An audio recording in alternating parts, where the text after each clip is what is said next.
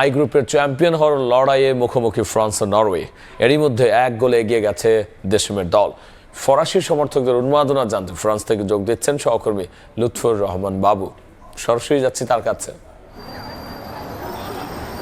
মাত্র 6 মিনিটের মাথায় প্রথমার্ধেই গোল করেছেন ওসমান দেমবেলে এবং গোল করার সাথে সাথে ফরাসি সমর্থক যারা রয়েছেন তারা কিন্তু উল্লাস এবং চিৎকার করেছেন।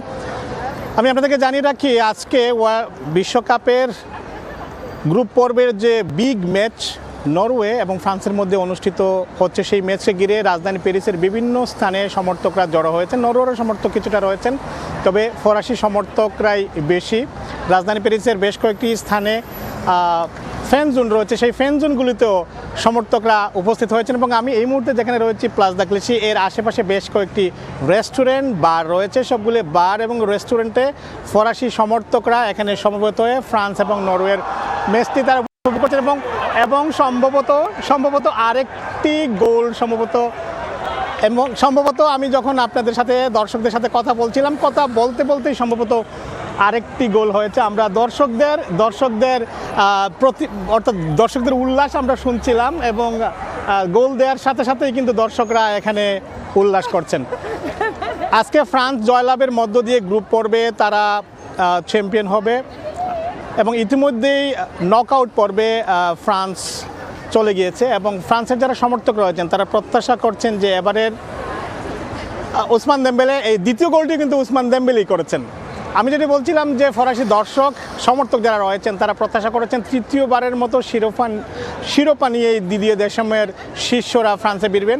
আপনি জানেন যে আজকে কিন্তু দিদিয়ে দেশম কোচ মাঠে সরাসরি উপস্থিত নেই।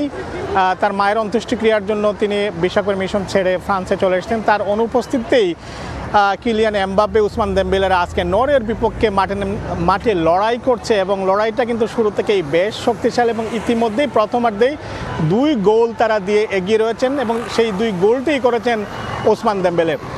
ম্যাচের শেষ পর্যন্ত আমরা আসলে দেখব যে আজকে ফ্রান্স শেষ পর্যন্ত কয়টি গোল দিতে পারে। যদিও অনেকেই প্রেডিকশন করছেন যে আজকের ম্যাচে 4-2 গোলের ব্যবধানে, কেউ বলছেন 3-1 গোলের ব্যবধানে, 3-1 গোলের ব্যবধানে এবং নরওয়ে সম্ভবত এখন আরেকটি গোল তারা পরিশোধ করেছে। খেলা কিন্তু ধীরে ধীরে আজকে আমরা যেটি বলছিলাম শুরুতেই যে এটি একটি বিগ ম্যাচ এবং সেটি কিন্তু প্রমাণিত হচ্ছে।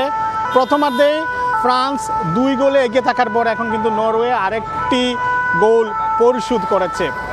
তো রাজধানী প্যারিস থেকে ফ্রান্স এবং নরওয়ের মধ্যকার যে ম্যাচ চলছে তা নিয়ে এই ছিল এখন পর্যন্ত আমার কাছে সর্বশেষ। ফ্রান্স নরওয়ে ম্যাচের সবশেষ নিয়ে আমরা সরাসরি ছিলাম ফ্রান্সে।